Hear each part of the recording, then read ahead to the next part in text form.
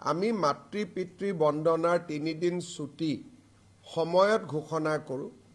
এইবাৰ যাতে এমপ্লয়ীসকলে টিকেট আদি আগতে কাটিব পাৰে বা সুন্দৰ কৰি পৰিকল্পনা কৰিব পাৰে।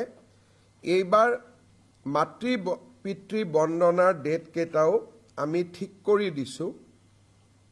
সেইটো হৈছে জুলাই মাহৰ 9, 10, 11, 12 নহলে 23, 24, 25, 26 অৰ্থাৎ দুটা দিন আমি দিছোঁ। এটা হ'ল 9, 10, 11, 12 জুলাই নহলে 23, 24, 25, 26 জুলাই। শনিবাৰ ৰবিবাৰ দুটা থাকিব, দুটা দিন বন্ধ পাব। 4 দিন পিতৃ মাতৃৰ লগত কটাবৰ কাৰণে এতিয়াৰ পৰাই তেওঁলোকে প্লেনিং কৰিব পাৰিব, টিকট কাটিব পাৰিব।